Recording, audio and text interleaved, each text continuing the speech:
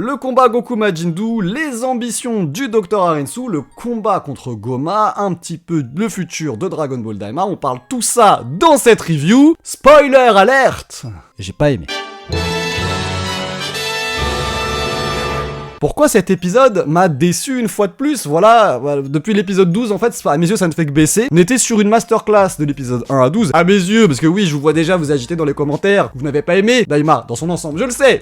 Voilà. Dites-le moi, hein, on sait jamais au cas où j'ai oublié. Moi, à titre personnel, j'ai beaucoup aimé Daima de l'épisode 1 à 12. Je trouve que depuis l'épisode 13, malheureusement, ça chute d'épisode en épisode. Même si cet épisode d'aujourd'hui n'était pas désagréable à regarder, je vais pas dire non plus j'ai passé un mauvais moment ou je sais pas quoi, mais disons que il y avait rien dedans. Voilà. Cet épisode était absolument inutile, aucun rebondissement, aucune surprise, on va parler de ça tout de suite, mais juste avant, maximum 2 pouces bleus pour le référencement de la vidéo si vous aimez mon travail bien sûr, vous trouvez que ce que je fais c'est éclaté, vous mettez un pouce en bas, bah oui, c'est comme ça que ça fonctionne, et si tu veux voir toutes mes vidéos, bah tu t'abonnes, et ça fait plaisir, rejoins la team du Shogun, road to 100K comme on dit, hein. Bref, l'instant promo est terminé, on va parler de l'épisode. Ça commence avec la confrontation entre l'équipe d'Arinsu et l'équipe de Goku. Ça pourrait être intéressant. Alors moi je l'ai attendu beaucoup, cette confrontation vraiment ça fait très longtemps. Alors quand je parle de confrontation, je parle même pas de combat, hein. Je parle vraiment quand l'équipe de Goku va parler avec l'équipe d'Arinsu, voir un petit peu qu'est-ce qui va se passer, les plans et tout ça. Et on a eu plusieurs choses intéressantes, mais on a eu beaucoup de choses qui m'ont énormément déçu. La première c'est que Glorio il fait rien. On se doutait bien qu'il ne ferait pas grand chose ouvertement, puisque c'est un traître, un infiltré, on va dire, c'est un infiltré de l'équipe de Goku. Mais je m'attendais au moins à un petit jeu de regard, un truc comme ça.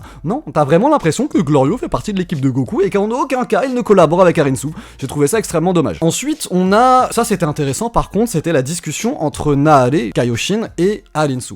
Alors ce qui est cool, c'est qu'elle lui dit tu n'as pas changé. Donc ça nous donne une petite information sur le moment où Shin s'est barré dans le monde extérieur. Donc on sait qu'il était encore enfant. Donc ça c'est pas une information primordiale. Moi ça fait partie de ces petits bonbons que j'apprécie dans Dragon Ball Daima. Cette extension du lore, cette connaissance qu'on a du monde de Dragon Ball, ça j'aime beaucoup. Je dois être tout seul, mais c'est un truc qui m'a fait plaisir. Je remarque quelque chose qui est certainement sans aucun intérêt, mais au moment où ils discutent tous les deux, les Potara de Kaioshin se mettent à briller. Alors pourquoi est-ce qu'à mes yeux ça peut être important? Très souvent, quand il va se passer quelque chose, quand il se passe quelque chose d'important, on nous remontre avant l'existence de cette chose. Par exemple, si tu veux, quand Goma en fait a retrouvé le 3e œil, dans l'épisode juste avant qu'ils en parlent, on revoyait le 3e œil sur la ceinture d'Ibis, pour dire, ah, rappelez-vous, il existe. Et là, je suis en train de me dire, est-ce que on n'est pas en train de nous montrer les Potara pour justement nous dire, ah, n'oubliez pas, elles existent. Et surtout que depuis le départ, on en parlera plus en profondeur dans la preview, du coup, faut absolument que je fasse la preview. Depuis le départ, je me demande pourquoi Kibito et Shin ont défusionné dans Daima. Je cherche l'intérêt. Bah, peut-être tout simplement de le faire fusionner. Voilà. Et là, on le voit, on voit les Potara briller lorsqu'ils discutent avec Arinsu. Est-ce qu'au final, on va pas avoir une fusion Nahare-Arinsu? Je ne vois pas bien l'intérêt, mais je me dis pourquoi avoir fait ça. Alors peut-être que c'est juste un effet de style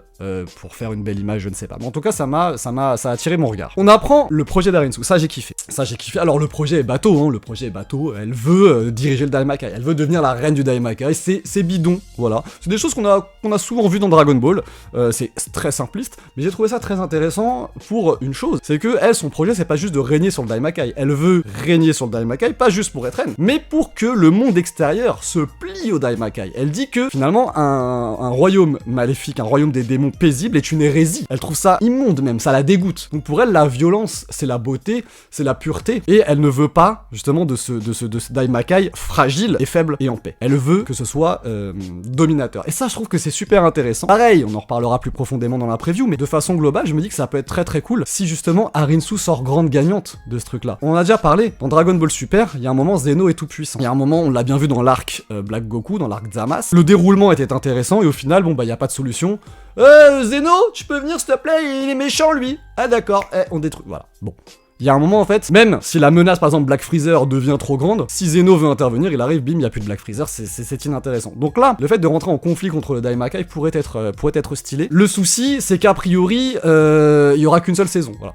Bon, s'il y a plusieurs saisons, on verra. En tout cas là, donc j'ai trouvé que c'était super intéressant. En fait, il y a plein de choses extrêmement intéressantes dans Dragon Ball Daima, c'est terrible. C'est terrible comment c'est mal exploité. C'est affreux. Ça me fait, franchement, ça me fait mal au cœur, honnêtement. Je me dis là, peut-être même que ce truc-là qui peut être très très cool, c'est pas peut-être, c'est que c'est sûr à 80%, ce ne sera pas exploité, ça c'est vraiment dommage. Ensuite, chose qui m'a un petit peu surpris, toujours, hein, moi j'attends toujours la rébellion de Majin Buu, parce que on nous l'avait montré, hein, la graine de Majin Buu a été beaucoup trop enfoncée, donc ça lui confère une puissance exceptionnelle. En contrepartie, il ne sera pas obéissant. Là, je suis désolé, mais le bordel bordel, c'est dire mais c'est un petit toutou. Majin Buu, c'est un petit toutou. Genre, à partir du moment où tu lui donnes du chocolat, il va faire ce que tu veux. Donc j'attends toujours. Là, elle lui dit, bah vas-y, va te taper contre Goku, pas de problème. Va te taper contre Goma, pas de problème. Je ne vois pas la désobéissance de Dou et je trouve ça bien dommage. Et je ne vois pas l'intérêt de nous avoir montré tout ça si c'était pour pas l'exploiter. Bref, ensuite il y a le combat Goku Majin Buu. Inutile. Alors oui, c'était beau, il y a pas de problème. Oui, mais c'était magnifique. Oui, voilà, c'était beau, c'était intéressant même au niveau des chorégraphies, ça je ne peux pas le nier, avec l'utilisation de Nyoibo, etc. C'était une danse. Ce n'était pas un combat, c'était une danse. Pourquoi est-ce que je dis que ce combat il sert à rien? Il sert à rien. On savait très bien qu'il n'aboutirait pas ce combat. On le savait. Même quand il fait oui, leur truc là, Darinsu, le gagnant prend la Dragon Ball. Mais on s'en fout de cette discussion. On sait qu'il y aura pas de gagnant. On a vu dans l'épisode d'avant Goma qui se transforme. Il allait pas se transformer, dire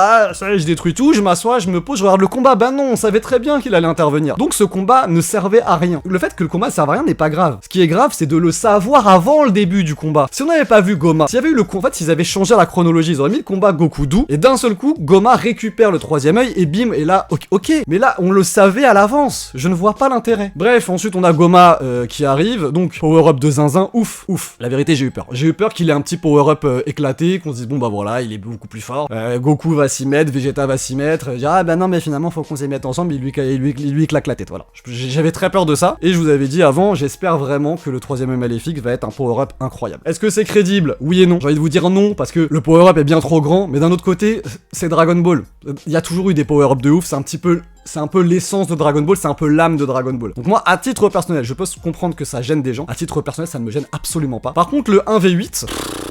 c'était nul, voilà, vraiment le combat contre Goma je n'ai pas apprécié du tout. La puissance de Goma est bien montrée, ça c'est intéressant, la puissance de Goma est bien montrée, on a vu il a éteint Vegeta en 2 secondes, ensuite il y a Kaioshin, Piccolo, Goku, il y a même Majin Buu, Majin Buu, le Tamagami qui s'en mêle, et on voit que ça ne sert à rien, Goma est trop puissant. Ok, ça c'était plutôt pas mal fait. Moi ce que j'ai pas aimé, c'est que en fait, il y a pas de scénario de combat, en tout cas pour l'instant, on verra dans l'épisode 18, pour l'instant il n'y a pas de scénario de combat dans le sens où tu ne vois pas comment ça peut évoluer, parce que finalement, c'est même pas qu'il est ultra résistant, c'est que non seulement il est ultra résistant, mais en plus les attaques ne le touchent pas. On lui envoie des attaques, c'est détourné par le troisième œil. Donc en gros le mec est intouchable.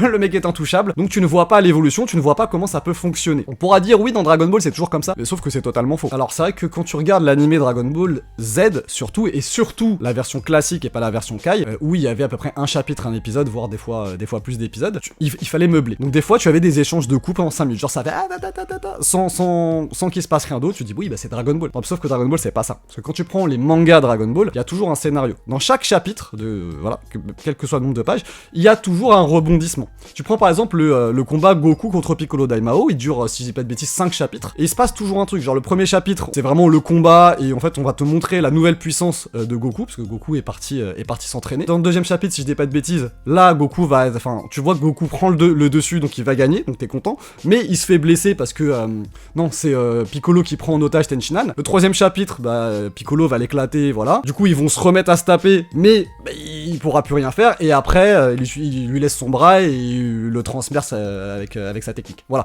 En fait, dans chaque chapitre, il se passe un événement. C'est pas juste, ça se tape, on se fout sur la gueule, et au final, qui gagne, le plus fort gagne. C'est pas ça. C'est toujours scénarisé. Et tu vois l'avancement. Donc, supériorité de Goku, ok, Goku blessé, rebondissement, il lui reste un bras, prise d'otage, blablabla. T'as toujours un truc. Là, juste, vous pouvez pas me toucher. Il y a qu'un épisode pour l'instant. Enfin, même pas un demi-épisode. Donc je vais pas encore trop gueuler, mais disons que j'ai rien vu dedans. Je n'ai pas vu quoi que ce soit. Et à la fin, Goku SSJ3. Alors, je suis assez mitigé sur Goku SSJ3. Visuellement, il pète. Visuellement, il pète sa mère. Si tu le compares avec Goku enfant SSJ3 dans Dragon Ball GT, il l'éteint. Visuellement, il l'éteint. Y a pas de problème. Même si tu compares avec Goku SSJ3 adulte, honnêtement, alors je vais pas le dire qu'il l'éteint, mais honnêtement, ça se vaut. J'étais pressé de le voir. Je me disais, est-ce qu'ils vont nous le refaire à la Vegeta SSJ3 avec les cheveux comme ça? Non, ils l'ont pas fait. Ils ont gardé le design de base. Visuellement, ça claque. Son apparition est réussie. Mais c'est nul.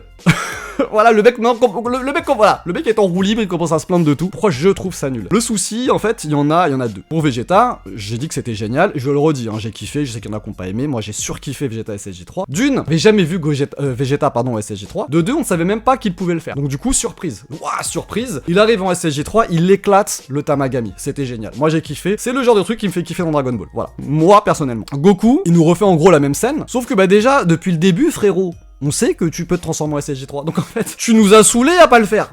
tu vois. Il y a un moment, fais-le. Ça fait 17 épisodes qu'on attend que tu le fasses. Fais enfin, j'ai envie de te dire pas trop tôt. Mais et surtout derrière, tu vas rien faire du tout. Tu vas pas battre Goma avec ta forme de SSJ3. Donc déjà, on savait déjà que tu savais le faire. On savait que ça allait arriver. Et tu fais ça, tu nous fais toute une mise en scène badass, alors que tu vas rien faire du tout. Tu vas rien faire. C'est pas comme ça que tu vas gagner. Et parce que ils ont commis l'erreur. Enfin, l'erreur, c'est pas une erreur, t'es obligé. Mais le délire, c'est la fusion. Mais on sait qu'il va y avoir la fusion. On sait que c'est la fusion qui va tout résoudre. Donc, tu peux pas nous mettre un truc badass, genre, ah, ça y est, c'est une dinguerie. Non, on le sait très bien qu'il y aura, que Goku SSJ3 va rien faire, parce qu'on sait que c'est la fusion qui va gagner. Donc là, il va y avoir, dans le prochain épisode, le combat où il sera en SSJ3, il va se faire laver, et ils vont finir par fusionner. Et à la fin, il y aura, soit ils vont trouver le sac, là, qu'il a fait tomber, soit ils vont fusionner, enfin, on verra bien, ça sera dans l'épisode 18 ou dans l'épisode 19, hein. Ouais, enfin, je sais plus, je suis perdu là. Je suis perdu dans les numéros d'épisodes, peu importe, on s'en fout. Donc pour moi, ça ne fonctionne pas. Même si c'était très beau, même si je suis très content, je ne suis pas du tout déçu du chara design, je suis pas du tout déçu de la mise en scène, je suis très virulent aujourd'hui contre Dragon Ball Daima. Pourquoi? Comme je vous l'ai dit, moi j'ai adoré jusqu'à l'épisode 12, et ensuite ça a chuté. Ça c'est une réalité. Mais surtout, maintenant c'est officiel, on sait qu'il y a 20 épisodes. On sait qu'il y a 20 épisodes, ce qui veut dire qu'en fait, moi si vous voulez, à chaque fois, dans l'épisode, en fait, Daima, dans l'épisode 13, 14, 15, 16, j'ai essayé de trouver des choses, en fait, je veux dire, voilà, ils sont en train d'installer des choses, qu'est-ce que ça peut devenir,